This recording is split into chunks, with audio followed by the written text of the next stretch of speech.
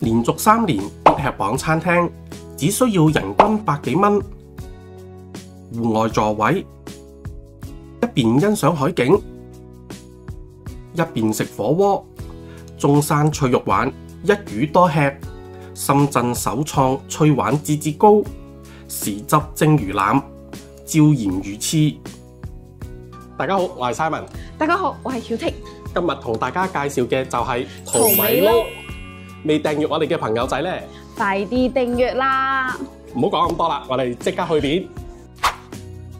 淘米撈係深圳13年嘅老品牌。亦都係大眾點評3年必吃榜。今日嚟嘅 K11 分店，仲係佢哋全新升級嘅形象旗艦店。一嚟到門口就可以見到一個大魚缸。淘米撈喺中山自建源頭養殖基地，精選優質脆肉鯇，只用每日現殺嘅新鮮魚。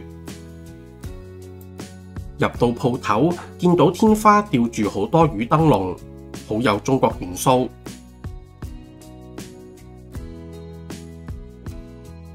呢度主要係卡位同埋圓台，可以配合到唔同嘅人數，座位之間都幾闊落。另外亦都有包廂房間，例如呢一間可以坐到8個人。出邊仲有一啲戶外座位，可以一邊食嘢一邊欣賞海景，吹下海風，傾下偈，真係幾舒服㗎。呢度係佢哋嘅調味料區，有好多嘅調味料俾大家選擇。仲見到佢哋整咗個撈魚醬料指南，可以喺呢一度整返一個自己嘅醬料。另外佢哋仲有水果提供俾客人自助任食添。亦都同大家睇下佢哋嘅 menu。今日我哋係單點㗎，咁啊呢度就會睇到晒唔同嘅價錢。另一邊仲有一啲特色配菜、酒水、飲品等等。檸檬茶，哇！它米香味好濃郁哦。同埋呢，佢係唔會話好甜嗰種，佢應該係屬於即係平時喺出邊飲嘅叫小甜，或者微甜嗰個 level。我哋就選擇咗粥水鍋底。一開始服務員會先幫我哋煮好啲米，擺埋一邊，最後用嚟做粥底。咁啊，見到佢哋係使用中山五桂山深岩礦泉水同埋東北珍珠米。咁啊，諗住依家天氣轉涼，最後整翻一碗熱粥就啱晒啦。脆鯇節節高係淘米撈深圳首創嘅，活魚鮮切，寶塔造型，寓意節節高升。每一片切得厚度適中，非常之爽脆。而且呢一度服務好好，服務員係會現場幫我哋剪開，以及全程幫我哋錄好啲鯇魚片㗎。呢個脆肉鯇咧真係厚度適中。係啊，然後夾起來彈彈的。而且工作人員幫我們真的是煮得剛剛好，就是下30秒。真的特別彈，它的皮更脆，然後呢，它肉又是彈的。它直接吃都完全不會有什麼腥味嘅，佢直接食咧就淡淡嘅嗰陣魚味就開始走出嚟，好爽脆啊！真係，應該係睇到係好脆口。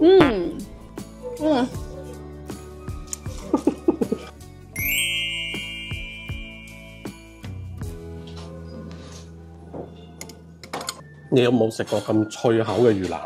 而且我覺得最神奇的是，它又有油脂，它又脆，同埋魚肉味好濃郁，佢唔係偏濃郁，佢係好濃郁，同埋脆口嗰個程度係好似係我未試過咁脆口嘅魚腩，相當之推薦。黑松露啫脆鯇煲，每一條就好似大薯條咁樣，咬落去肉質緊緻，口感爽脆。又有啫煲嘅嗰陣野味，咬落去有肉感之餘，成條都係好爽脆。沒錯，我覺得有肉感是真的。係，佢做到係有肉感嘅，然後又好脆口，冇錯。然後嗰一陣味道咧，我都幾中意。對。呢一個又係一個，我覺得要比得上係驚喜嘅一道菜。椒鹽魚翅每日限量，大大件，外層薄薄地嘅炸粉，酥脆鹹香，加上魚肉嘅爽脆，係雙重享受。椒鹽魚翅，好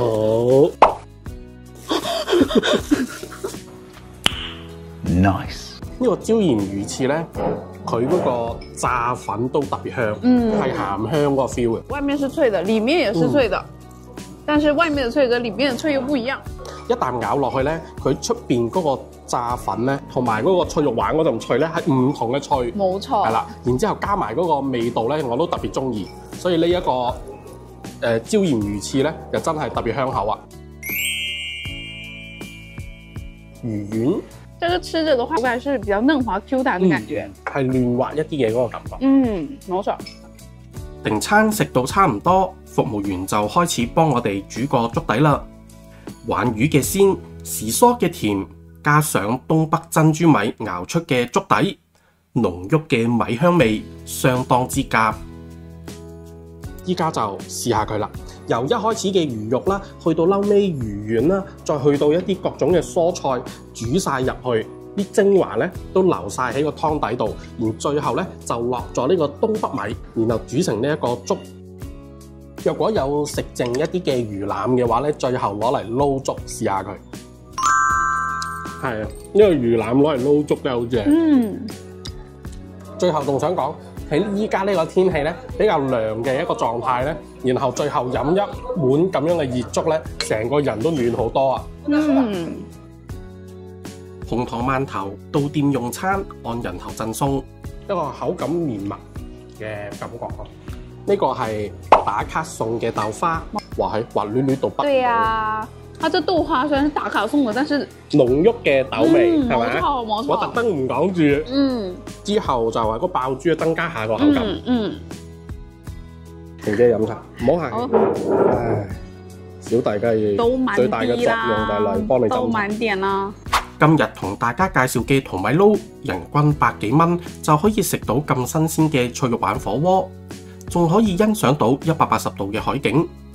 經開附近嘅朋友不妨上嚟試下，相信唔會令你失望。最後同大家睇下過嚟嘅交通路線。今次我哋就同大家嚟到深圳 K11 商場，佢係位於太子灣地鐵站。可以睇到佢距離深圳灣口岸都唔係好遠，搭地鐵嘅話一共係9個站。嚟到太子灣地鐵站，喺 B 出口嘅側邊就會直接見到 K11 嘅門口，之後跟影片行過去，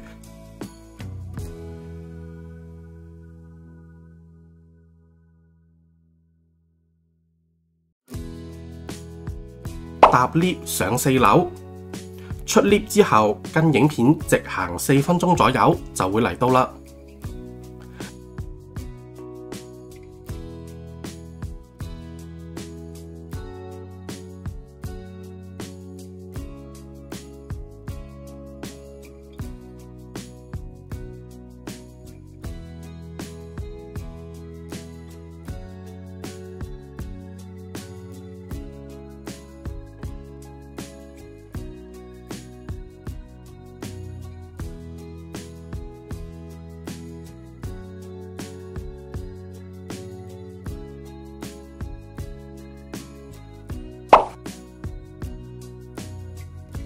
好啦，今集影片就介紹嚟到呢度。鍾意我影片嘅朋友記得俾個 like 同埋訂閱我嘅頻道。我哋下集再見，拜拜。